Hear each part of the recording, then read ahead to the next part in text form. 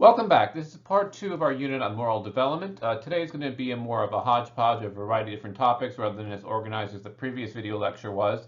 In the previous video lecture, we talked about some major theories about moral development, including Piaget, Kohlberg, and Gilligan.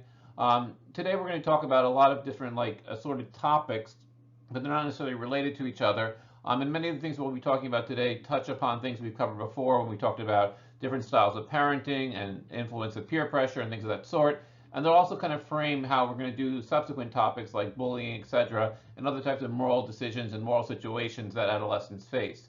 We're going to try to talk about some of the findings and some of the frameworks by which people try to understand what's going on in your head when you're making moral decisions.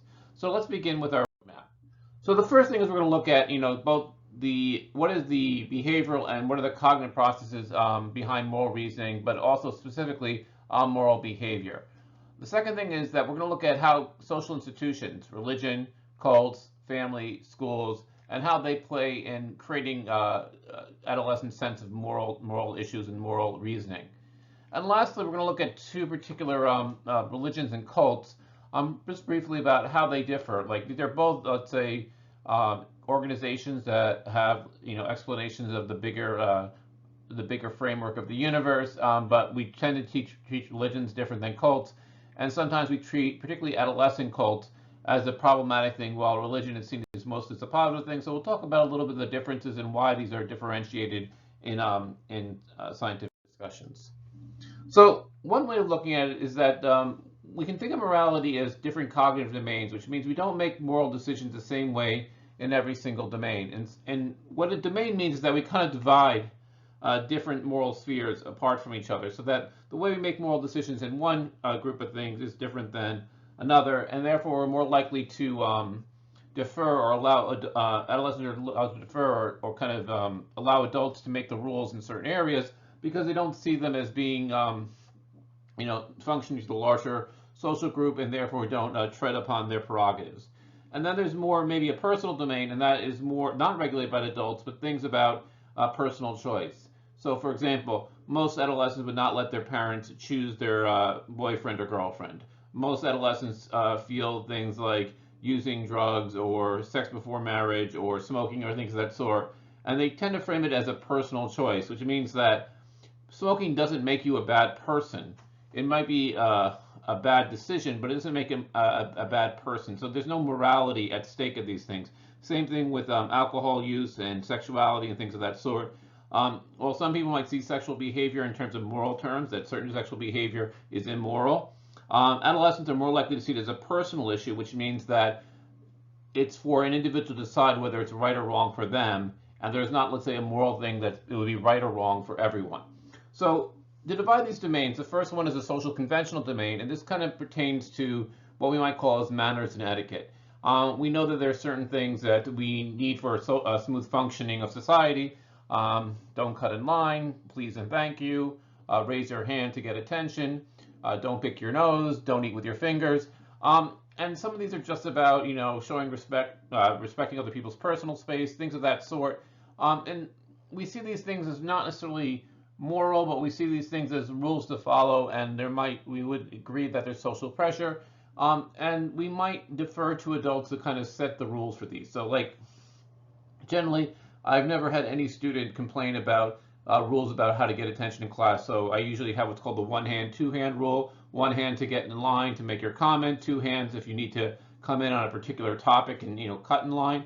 Now, not everyone might agree with it. Other classrooms do different things. But the point is that there's never been any pushback against it from adolescents because it's kind of seen as something, okay, that's the rule for this classroom. It's relatively reasonable.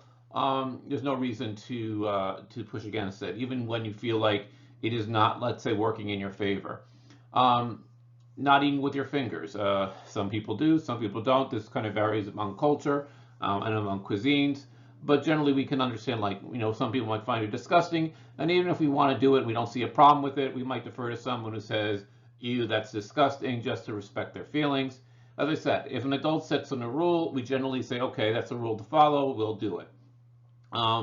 Even such things as passes, like hallway passes. Most students think it's relatively stupid. They don't understand why they need passes when they're going on what is in their own mind a reasonable thing, like a trip to the bathroom or a trip to the office, but they don't, in a sense, push against the whole idea of having passes in general. They just generally think that they should be able to go without a pass in a particular time. Now, in the personal domain, these reflect decisions that are based on personal choices. So it's more about and particularly in American culture, an issue of individual rights, personal prerogatives, and personal goals. So things that you decide for yourself, like what you wear. We don't think that people should be able to judge people by their choice of clothing, their choice of friends, the choice of music they listen to. But some things that kind of are seen in moral issues, smoking, use of controlled substances, alcohol, things of that sort, different types of sexuality. Adults tend to portray these things in terms of moral terms, while adolescents, even conservative adolescents, tend to see them as a matter of personal choice. Another one you might want to think about is the issue of, guns. Some people see it as a moral issue, some see it as a personal choice and a protected right. But the point about this is that this is something that adolescents would push back against. They're generally not regulated by adults, and the idea is that every individual can kind of establish their own standards and their own, let's say, decide whether it's good. I think it's you're making a decision whether it's good or bad for you, not whether it's good or bad for everyone in society. So there's no attempt to universalize morality, as we saw in some of the theories like Piaget and Kohlberg before. So what are some processes of moral behavior? So we're going to look at one very common one, and this has many different names, but basically we'll call this behaviorist training. And this idea is when you do something good, you get rewarded. When you do something bad, you get punished. And this reinforces good attitudes or extinguishes bad behavior or attitudes. And the research basically is like if you do this consistently, you can probably train a teenager, not just small kids. But the point about it is that it's about the consistency of it. So the point is that every single time they do something, they get a negative result from a behavior we're trying to extinguish, or they get a positive result for a behavior we're trying to encourage.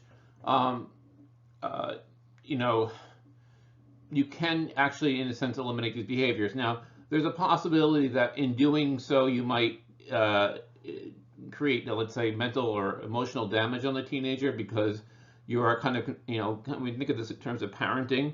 The more authoritarian parents, the more structured parents, sometimes got worse results, because what happens is that you don't develop a sense of autonomy. Children don't internalize the rule, and they kind of tend to resent the authority, and you might lead to a worse, a different type of behavior, or at least not kind of in personal internal conflict. So the point is that it works for what it's designed to do, but there might be, let's say, side effects that are not desirable.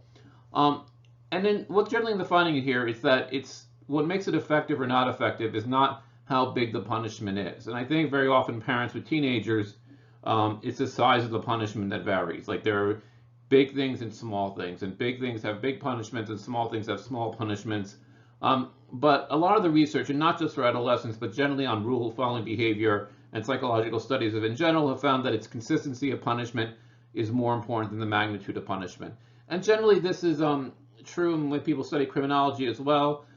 People find that the magnitude of punishment in criminal justice is not as important as, let's say, the consistency of punishment. So if you're looking at the clearance rate or the arrest rate, that's a much more important to understanding deterrence than in terms of, let's say, whether you have the death penalty or not. The death, and it kind of, I think, goes into this mentality that you could have a death penalty and no one wants to die, and obviously it's not something that people are trying to do. But most people, when they're doing something, don't plan on getting caught, so they think the punishment is for other people. And what a large punishment might do is just get people to be smarter about avoiding punishment or about planning whatever they're doing that's rule breaking. But the consistency of punishment, which means that you're able to apply sanctions both for small and large things, and to do it the same in every case, tends to lead to more law-abiding or more rule-abiding behavior. And so that's really the key thing there, is whether you're consistent. And this very often happens. We talk about parenting, about playing one parent off the other, and adolescents being smart enough to understand how to work that dynamic. And so it's very important that whoever the authority is, especially when there's divided authority, that they're consistent with each other. So for example, if you are getting one message from a teacher and a different message from a school administrator, you're going to be able to, let's say, understand that there's differences in the system, and you're not going to perceive it as consistent. But this is consistent with some research by Tom Tyler, who I believe is teaching at New York University right now as a psychologist, and what he calls procedural justice. And he says that most people are willing to follow the law, not when it's favorable or unfavorable to them. It's that when they perceive that the law is applying the same rules to everyone, which means that if you fail or if you get punished by the same rules, then you generally accept them and you follow those rules and you internalize the norms of the rules. So, for example, if we want to look at speeding tickets, the big problem that people have with speeding tickets, and the reason why many people break these rules, is that they see it as kind of, you know, haphazard, which means that the cop will pull one person over and not pull another person over. And it seems to either be biased or it seems to be in a sense that it's capricious in the sense that it doesn't really seem to, it's kind of that when people get pulled over for speeding, they don't see, geez, I got punished for doing something wrong. They see, boy, I was unlucky today that I got pulled over when all those other people were breaking the law too. And as a result, people don't respect the rule, don't respect the law, and so the point is that it doesn't get followed. But when they see things that have, you know, there's a consistent process applied to them and a consistent procedure, people tend to accept that as being just, even when it's adverse to their own interest. So one thing that they found is that adolescents there's no such thing as an honest or dishonest child. And what this is saying is that you can't divide, you know, groups of people into being moral people and immoral people, or honest or dishonest. Adolescents will still act upon a behavior that they know is wrong. And this is very consistent with the findings in criminology in the area it's called routine activities theory or broken windows theory, which kind of emphasizes there's no such thing as a criminal person, there's just criminal situations. So the point is that most people will steal office supplies, most people will steal school supplies because they don't perceive it to be a crime and they don't see any punishment associated with it. So the idea is that if you create like a cost-benefit situation where it seems like, hey, cheating makes sense, or cheating pays off, or cheating is not punished, you're going to see a lot of cheating. If you see things where there's no norm against taking other people's stuff, like for example, you know, in a classroom, teachers usually have a divide between materials that are for student use and materials that are on the teacher's desk that are not to be used. So things like paper clips, staples, sometimes a bowl of candy. People will generally have the norm of just helping themselves. And very often, when people find themselves like cheating continues, but it mostly continues not because people are morally immoral. And I think that part of the problem with cheating is that it tends to punish the person who does it versus not punishing the person who created the situation where cheating seemed to be the benefits outweighed the costs. So I think I'll just give you one example that when I was teaching at Harvard, kind of the mentality on things about cheating was we'll just make the test harder. Which means that we'll allow students to have all materials, you can have access to anything, friends, etc. And then we're just going to make the test so hard that even if you have all those resources, if you haven't really thought about these issues and you don't really know your material, the test is still going to be hard. So for example, there were very few multiple choice tests at Harvard. Most tests were essay tests, and they required you to make a connection to something personal, which meant that it was kind of hard to copy from other people. Especially when you can't even phrase it the same way. Not a perfect system, but basically a way of dealing with that. Another example, this is at West Point, is that they're allowed to have a lot of different resources when working on their problem set. The only thing is that they have to document their resources. So you can go online and find something, but you just have to make a note that you use this as a resource. And that does affect your grade, but it's not considered cheating. So the point about it is that there are different ways where you can create environments where people will become dishonest and people will become honest.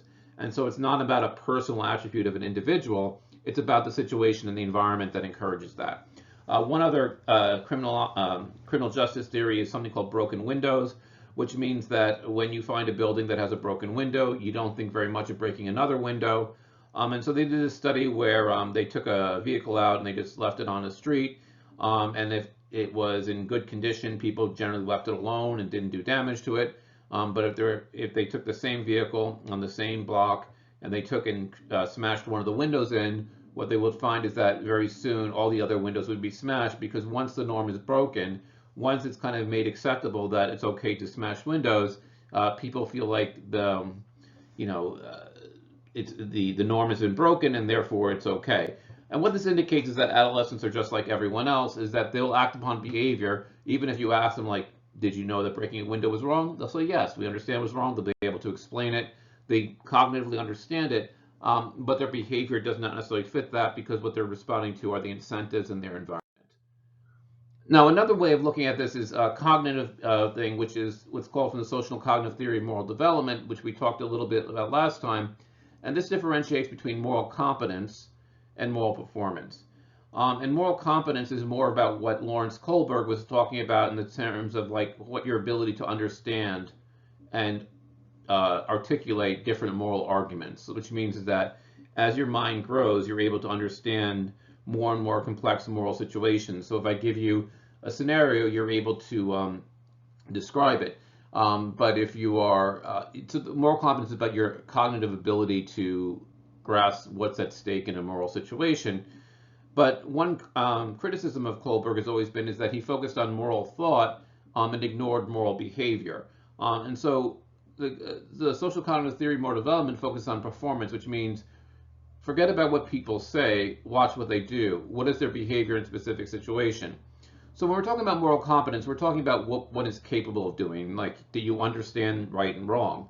That you have the ability of self-control, that you know what the rules are, that you can tell me what the rules are. For example, very often I think if you ask students if they know what the rules about cheating or plagiarism are, they can more or less cite them back to you. They know that they need to make citations. They know they're not supposed to copy other people's work.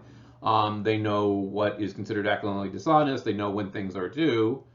So the point is they're capable, they're mentally capable of understanding the situation, and they can describe why, like what's at stake. Like, for example, describe why the rule exists. So it's not just simply that they can tell me what plagiarism is. They can explain to me why plagiarism is important or why there are rules about it. That doesn't mean that they're not going to plagiarize. And so we were talking before that moral performance is about these motivation rewards and incentives to act, is that there's negative behavior and positive behavior, and these can either be incentivized or de-incentivized. So, for example, there are situations where cheating can be incentivized. I think one great example of this, although fictional, is in the Japanese animated series Naruto, where in their exams, they're taking an exam to become ninjas, and the whole purpose of the exam is to cheat without getting caught. Because if you're a ninja, the whole idea is to do things without being noticed. And so the real test of your ability is that they give them an impossible exam that no one is smart enough to pass. The only way to pass it is to cheat. And you have to cheat in a way without, revealing yourselves to the proctors. So I don't think anyone thinks that cheating, lying, and stealing are good in isolation. But the point is that you have situations that make cheating, lying moral, or at least not immoral in the sense that they're disincentivized. And there's other cases where, the phrase no good deed goes unpunished, is that sometimes being considerate or sometimes supporting someone or sometimes taking a risk with someone who is dangerous or is struggling, sometimes come with you learn negative lessons. And so that is about more moral performance, is how you behave when you're found in these situations. So I would think of this as like, are you a moral person even when all the incentives are to promote immorality? So if you see situations where people who are breaking rules and breaking the law seem to profit more than people who are following the rules, are you going to regulate yourself and follow a moral standard, or are you going to say, look, I can see how things are. These things, there seems to be a cognitive dissonance between, the good seem to get punished and the bad seem to get rewarded. And what choices you make in that situation. But let me talk about two kind of acts of moral performance, and just kind of to illustrate how moral competence and moral performance differ. And altruism, I think, is a good example of this. If you ask students and adolescents to basically talk through a moral situation, or you put them, as we showed at the very beginning of the course, they tend to show a remarkable lack of empathy. They tend to show an incredible egocentric view of the world. They should tend to be incredibly navel-gazing. Adolescents seem to be very much, let's say, collapsed into themselves in terms of how they think and how they perceive and how they interact with the world. And so very often it's very common to describe adolescents as being egocentric, selfish, self-absorbed, and things of that sort. However, if you look at adolescents' behavior, they are much more active than adults in raising funds for causes, having bake sales. I had one student a long time ago, back in 2008, from Lakeland High School, um, who spent their senior year. Their friend had died of cancer, and she raised an incredible, like multiple thousands of dollars for people in that. And basically, I mean, one of the more dedicated students I've ever interacted with.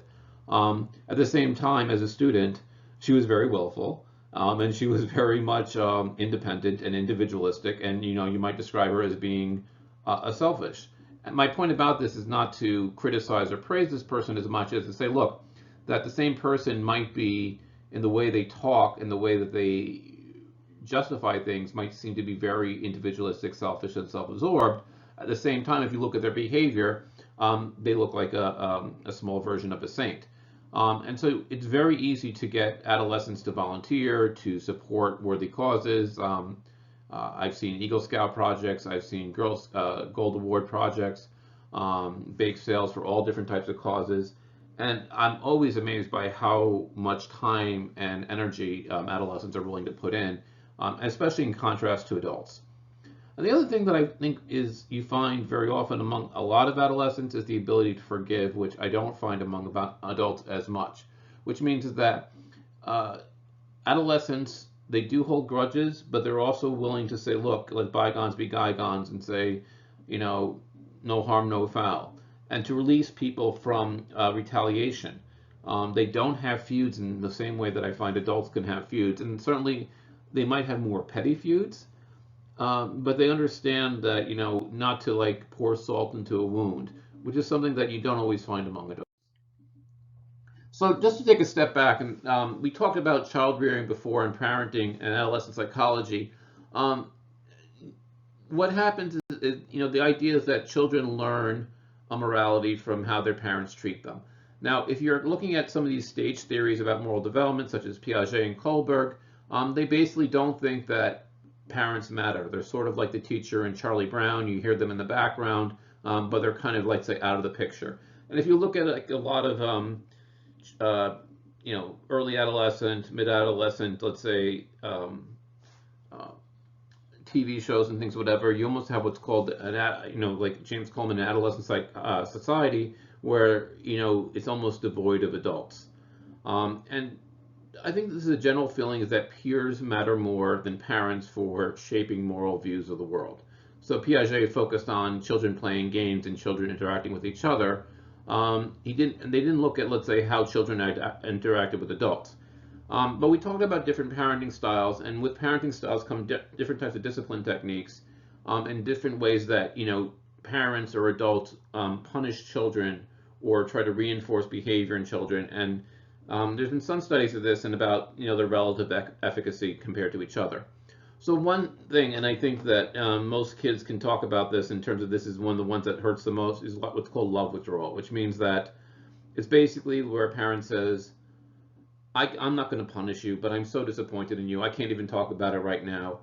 And very often when a child has done something wrong, they expect to get punished because getting the punishment means it's over.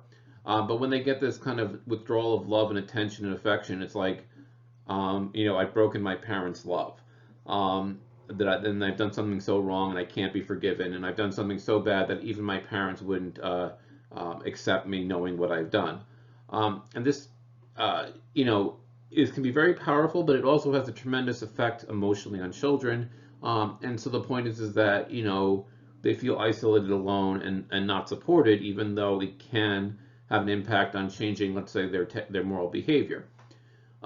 The second one is kind of more of power assertion, and we talked about this. I would say this is a technique often found among authoritarian parents, which is the idea that you need to be the power and the authority, and you try to gain control over the children, either by grounding them, threatening them, spanking them.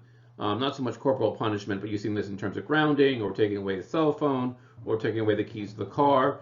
And it's kind of reinforcing that I'm in charge and you're not, and I can take things away from you. To paraphrase a comic that I won't mention his name, he says, I brought you in this world, I can take you out. It's that mentality that you're showing that you're in control. And this often leads to stress because you're emphasizing the lack of autonomy and the lack of power among adolescents. So you're reinforcing that. And you're not encouraging them to take responsibility for their moral behavior. You're just showing that you're basically saying, look, I have the power to punish, and doing it in a very dramatic way by removing privileges or physically punishing someone. The one that's considered the most effective is something called induction, which is the idea that we're going to talk out your choices. Why did you do this? Didn't you understand that the person was not only trying to help? Why are you angry at your friend? Because they probably didn't mean to hurt you. It wasn't intentional. And we talked about this before, that when you talk to adolescents, it gets them out of like their cocoon and their kind of self-absorption. If you allow them to talk things out, in the sense it activates the rational, reasonable part of their brain instead of the emotional part of the brain, which adolescents tend to use. And generally, this is considered the best approach to promoting moral development because it allows the child and the adolescent to have ownership over the moral decision. It also promotes kind of a rational and diffusing approach, and it's not, in a sense, a conflict between power and lack of power that some of the other approaches would. A key part of this and is the development of empathy, and we talked about how very often adolescents kind of lack empathy, and they do tend to do worse at tasks when the task requires them to show empathy or take another person's perspective. We talked a little bit before about the potential of this finding about mirror neurons, which means that when you see other people experiencing things, you feel them themselves. When you feel other people suffering, when you'll feel loss, anger, pain, various emotions, it can trigger the same brain waves as if it was happening to you. So this tends to develop around early adolescence, so 10 to 12 years old, that you tend to develop empathy for people who are in unfortunate circumstances, which means is that you say, oh my gosh, I can't believe people are homeless or hungry or suffering. And so, this is the stage where you'll often find a distress among adolescents that, some people maybe are not as fortunate as them, and particularly among affluent, middle-class, suburban adolescents. And this is the finding of William Damon, who was a psychologist that kind of built upon Kohlberg. And I think what's happening here is that you're expanding beyond your concerns about, everything happening to me, the world revolves around me, to expanding your moral universe to encompass other people, including people that you have no tangible or direct interaction with. And so what this can lead to is a development of certain ideological and political views, which means that you generalize some of your own feelings about this, your own moral sentiments, to a worldview that kind of gives you ideological or political views. And you can see this about in terms of, strength, the people developing strong religious, political, social views at this age. But not everyone develops empathy. And just one example of this is there's an interview with someone who was convicted of mugging elderly people, including a blind woman. And when his asked is like, don't you feel bad about mugging an old blind woman? And the response was, what do I care? I'm not her. And that shows you that some people, there's a lack of empathy. And generally the lack of empathy in extreme is considered, one of the foundations of someone who's a sociopath. They can't process that what they're doing affects other people, because the only way they can think about things is how things affect themselves. And even though they understand how things affect themselves and things that could hurt themselves, they can't transfer that feeling onto other people and therefore judge their own actions or control their own actions that might have that impact upon others.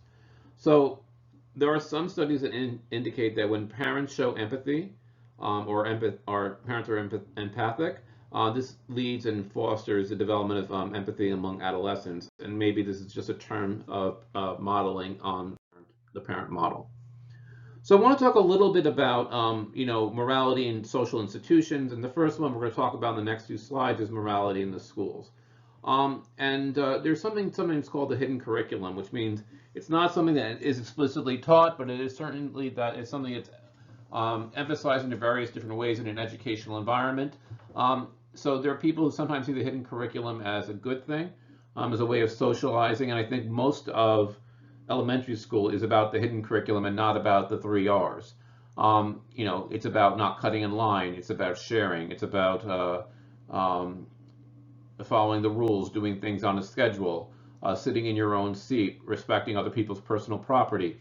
There are a lot of lessons like that, especially in the primary and elementary age. And it's called the hidden curriculum because it's not explicitly taught, at least not in the United States, but it can be important in the school, and it's shown in things like school and classroom rules. The fact that we think that teachers should be moral paragons or should be conduct themselves in certain ways.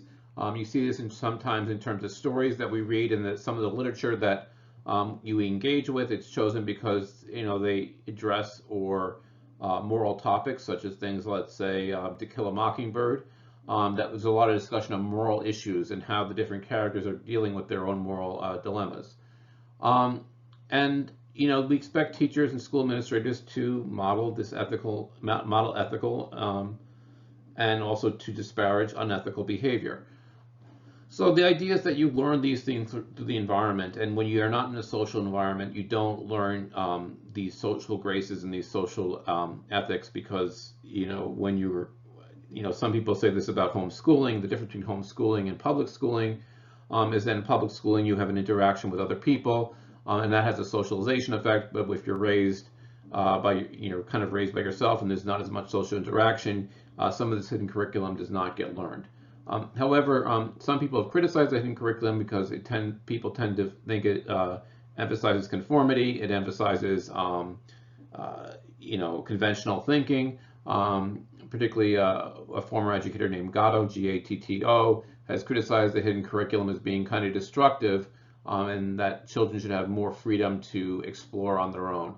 And certainly there have always been educational theories that have emphasized kind of a free-range child approach, which means the child should be able to learn what they want to learn when they want to learn it, and not in kind of the format of a classroom. Some people have also criticized particularly modern public education in the sense that it socializes you to work in a factory environment, which means to organize your life by a clock, to shift shifts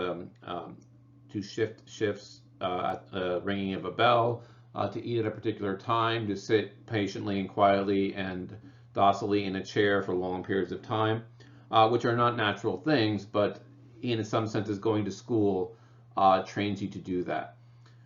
Some people have talked about the lack of moral education, particularly that schools are immoral, and particularly related to things like sex education and certain topics in both social studies and also science education, that we don't explicitly teach civics and we don't explicitly teach moral decision making, even though sometimes in some schools there are electives that address these issues. And so some people have talked about character education, is that the hidden curriculum is implicit. It's kind of hidden. It's not acknowledged. It's not, let's say, in any curriculum or syllabus.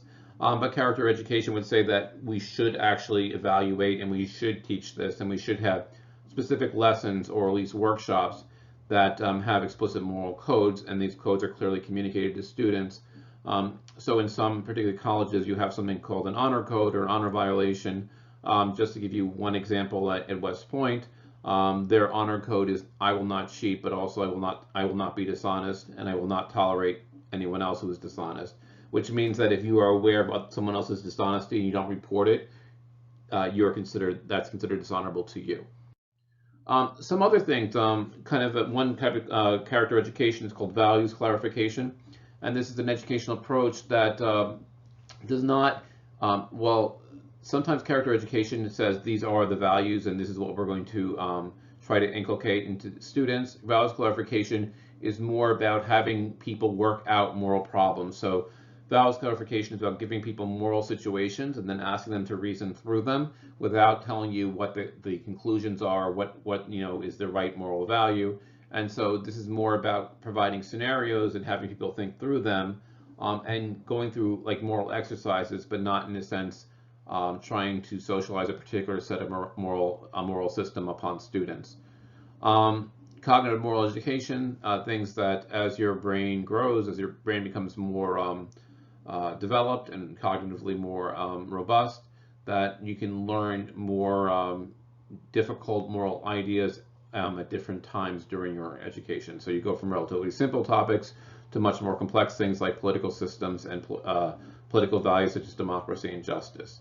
And something that you probably see more of, and sometimes this is like in the form of a service requirement that you have to do a certain number of community service hours to graduate from high school, but in some places that it formalized as a class, that you need to promote social responsibility and service, and that is part of what someone should learn as a high school student.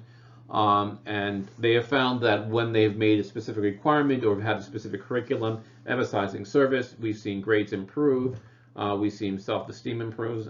They're less alienated, probably because they're interacting with other people more. They're less self-centered than they would be.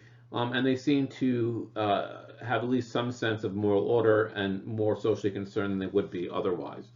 And many people have talked about this, even at the state level, making this a graduation requirement.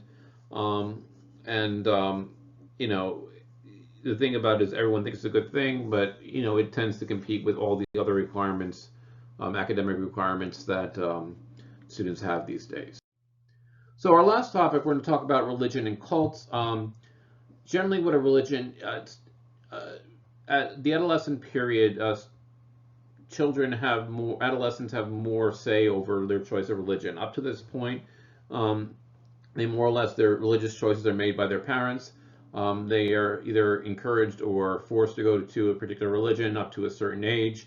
And then usually during these years, the teenage years, they're asked to make an adult commitment or an adult choice. And you see this in terms of the wilding kind of thing in Amish society. You see it in the bar and bat mitzvahs in the Jewish religion, which means kind of an entry into adulthood and full membership in your religious community, confirmation among Catholicism.